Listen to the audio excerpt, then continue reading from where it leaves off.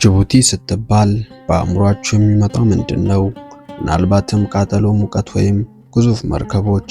ነገር ግን የዚች ሀገር እውነተኛ የልብ ትርታ ያለው በህዝቦቿ ደም ስር ነው።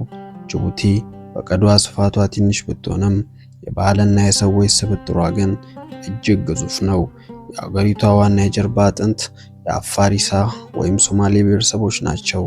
እነዚህ ሁለት ህዝቦች ለዘመናት በዚች ምድር ላይ ተከባብረውና ተቻችለው የኖሩ በደረቅና አስቸጋሪ የአየር ንብረት ውስጥ ጥንካሬን የተላበሱ ናቸው። ወደ ጅቡቲ ከተማ ስትገቡ የሚቀበሏችሁ የቋንቋዎች ድብልቅልቅ ያለ ድምጽ ነው። ፈረንሳይኛ የቢሮና የትምህርት ቋንቋ ሲሆን አረበኛ ደግሞ የንግድና የሃይማኖት ቋንቋ ነው። በመሃል ደግሞ ሰላም ነው የሚሉ የኢትዮጵያውያን ድምጾችን መስማት የተለመደ ነው። የጅቡቲ ህዝብ እጅግ እንግዳ ተቀባይና ማህበራዊ ነው። በቀትር ሰዓት ሙቀት ሲበረታ ስራው ይቆምና ሁሉም ሰው ወደ ቤቱ ወይም ወደ ጥላ ስር ያመራል። በዚህ ሰዓት መቂያል የሚባለው የማህበራዊ ትስስር ጊዜ ይጀምራል።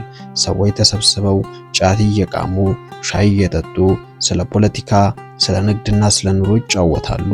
ይህ ባህል ለጅቡቲያውያን የዜና ምንጫቸውና የሰላም መድረካቸው ነው። ሴቶቻቸው ደግሞ ድሪያ የሚባለውን ቀጭንና ያሸበረቀ ልብስ ለብሰው በከተማዋ ላይ ሲንቀሳቀሱ ልዩ ውበትን ይሰጣሉ። በአጭሩ ጅቡቲ ማለት የባህል መገናኛ፣ የቋንቋዎች ማዕከልና የሰው ልጅ ጥንካሬ የሚታይባት ምድር ናት። የዚች ሀገር ታሪክ ከጂኦግራፊያዊ አቀማመጧ ጋር በጥብቅ የተቆራኘ ነው። ጥንት አካባቢው የአዳል ሱልጣኔት አካል የነበረና የንግድ መስመሩን ያገለግል ነበረ። ነገር ግን የዛሬዋ ጅቡቲ መልክ መያዝ የጀመረችው በ19ኛው ክፍለ ዘመን አጋማሽ ላይ ነው። በ1860ዎቹ ፈረንሳዮች ወደ አካባቢው መጡ። ዋናው ፍላጎታቸውም በወቅቱ እንግሊዞች በኤደን የነበራቸውን የበላይነት ለመቀዳጀትና ወደ ሱዌዝ ካናል የሚያልፍ መርከቦቻቸው የሚያርፉበትን ቦታ ለማግኘት ነበረ። በ1888 ዓ.ም የፈረንሳይ ሶማሌላንድ የሚባለው አስተዳደር በይፋ ተመሰረተ። የጅቡቲ ከተማም በዚሁ ዓመት በፈረንሳዮች ተቆረቆረች። የአገሪቱ የኢኮኖሚ እድገት የጀመረው ግን ታዋቂው የኢትዮ ጅቡቲ የምድር ባቡር መስመር መንገባት ሲጀምር ነው። ይህ ባቡር ጅቡቲን ከኢትዮጵያ ጋር በማገናኘት የአፍሪካ ቀንድ ዋነኛ የንግድ በር አደረጋት። ለረጅም ዓመታት በፈረንሳይ ስር ከቆየች በኋላ በ1967 ስሟ ወደ አፋሪሳ ግዛት ተቀየረ። ነፃነቷ ግን በዋዛ አልመጣም። ህዝቡ በተደጋጋሚ ባደረገው ተቃውሞና በ1977 በተካሄደው ህዝበ ውሳኔ ሪፈረንደም 98 በመቶ የሚሆነው ህዝብ ለነፃነት ድምጽ ሰጠ።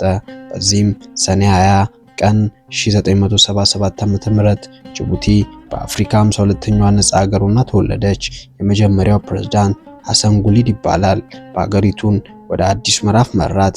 ዛሬ የምናያት ጅቡቲ የዚህ ረጅም የታሪክ ትግልና የስትራቴጂካዊ ውሳኔዎች ውጤት ናት። ጅቡቲ ሲባል ብዙዎቻችን የምናስበው ዋና ከተማዋን ጅቡቲ ሲቲን ብቻ ነው። እርግጥ ነው ከአገሪቱ ህዝብ 70 በመቶ በላይ የሚኖረው በዚህችው ደማቅ ከተማ ውስጥ ነው። ጅቡቲ ሲቲ የንግድ፣ የዲፕሎማሲና የዘመናዊት መገናኛ ናት። የአውሮፓ ስታይል ህንፃዎች ከባህላዊ የአረብና የአፍሪካ አርኪቴክቸሮች ጋር ተቀላቅለው ለከተማዋ ልዩ ግርማ ሰጥቷታል። ነገር ግን ከዋና ከተማዋ ወጣ ስንል ሌሎች እጅግ ማራኪ ከተሞችን እናገኛለን። ታጁራ ነጯ ከተማ በመባል የምትታወቀውና በአፍሪካ ቀንድ ካሉት ጥንታዊ ከተሞች አንዷ ናት። በባህር ዳርቻ ላይ የተገነቡት ነጫጭ ቤቶችና 7 መስጊዶቿ ለከተማዋ መንፈሳዊና ሰላማዊ ድባብ ሰጥቷታል። ታጁራ በጥንት ጊዜ የንግድ ተሳፋሪዎች መነሻም ነበረች። ሌላኛዋ ደግሞ ኦቦክ ትባላለች። እቺ ከተማ ለጅቡቲ ታሪክ ትልቅ ቦታ አላት።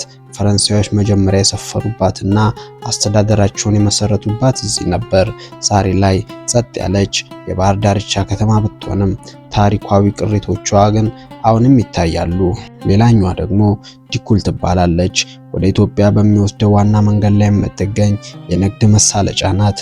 ይቺ ከተማ የአፋርና የእስያ ብሔረሰቦች በስፋት ተቀላቅለው የሚኖሩባትና የሰላም ከተማ በመባል የምትታወቅ የግብርና ማዕከልም ጭምር ናት። አንጠቅስ የማናልፋት ሌላኛዋ ከተማቸው ደግሞ አሊሲቢ ትባላለች። በተራራማ አካባቢ ላይ የምትገኝ ሲሆን የኢትዮ ጅቡቲ የምድር ባቡር ዋነኛ መቆሚያ ናት።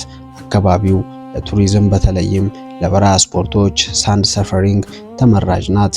ጅቡቲን ለየት የሚያደርጋት ሌላው ትልቅ ጉዳይ በቆዳ ስፋቷ ትንሽ ብትሆንም የዓለም ኃያላን ሀገራት ወታደራዊ ጉልበታቸውን የሚያሳዩባት ምድር መሆኗ ነው። ለምን ይሆን ሁሉም ሀገራት ጅቡቲ ላይ አይናቸውን የጣሉት? መልሱ መገኛዋ ነው። ጅቡቲ በቀይ ባህርና በኤደን ባህረ ሰላጤ መገኛ ላይ በዓለም ላይ እጅግ አደገኛና ስራ የሚበዛበት የባህር መስመር ላይ ትገኛለች። በአሁኑ ሰዓት በጅቡቲ ውስጥ የጦር ሰፈር ያላቸው ሀገራት ፈረንሳይ ስትሆን የቀድሞዋ ቀኝ ገዢ እንደመሆኗ ትልቁን ጥንታዊውን የጦር ሰፈር ይዛ ትገኛለች። ሌላኛዋ ደግሞ አሜሪካ ናት። ካምፕ ሊሞሪየር የተሰኘው በአፍሪካ ውስጥ ብቸኛ ቋሚ የአሜሪካ ጦር ሰፈር የሚገኘው እዚሁ ጅቡቲ ነው። ይህ ካምፕ ለሽብርተኝነት መከላከያና ለቀጠናዊ ደህንነትና ዋና ማዕከል ሆኖ ያገለግላል። ሌላው ቻይና ስትሆን ከሀገር ውጭ የመጀመሪያ ወታደራዊ የባህር ኃይል ቤዝ የገነባች ጅቡቲ ላይ ነው። ይህም የቻይናን እያደገ የመጣ የዓለም አቀፍ ተጽዕኖን ያሳያል። ጃፓንና ጣሊያን የባህር ላይ ዝርፊያን ለመከላከልና የንግድ መርከቦቻቸውን ለመጠበቅ የየራሳቸውን ካምፖች እዚሁ ጅቡቲ ላይ መስርተዋል። ይህ ወታደራዊ መከማቸት ለጅቡቲ መንግስት በየዓመቱ በመቶ ሚሊዮኖች የሚቆጠር ዶላር የክራይን ገቢ ያስገኛል። በተጨማሪም ሀገሪቱ በዲፕሎማሲ ዓለም የማይነካና ተፈላጊ እንድትሆንም አድርጓታል።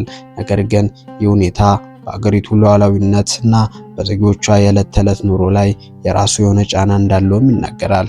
በመጨረሻም ጅቡቲ ከአፍሪካ ቀንድ ሀገራት ጋር ያላት ቁርኝነት በተለይም ከጎረቤት ኢትዮጵያ ጋር ያላት ትስስር እንደ አንድ ቤተሰብ የሚያስቆጥራት ነው።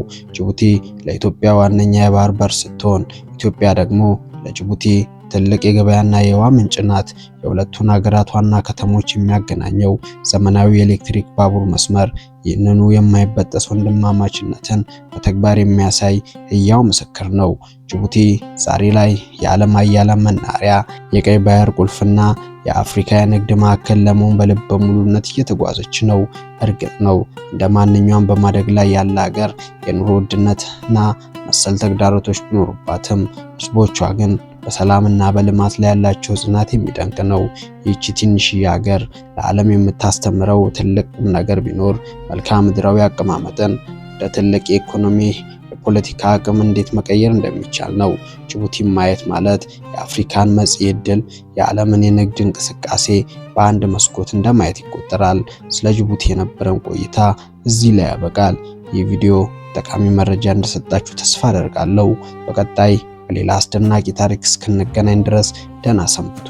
ቪዲዮውን ላይክ እና ሼር ማድረጋችሁን እንዲሁም ለቻናሉ አዲስ ከሆናችሁ ሰብስክራይብ ማድረጋችሁን እንዳትረሱ። እናመሰግናለን።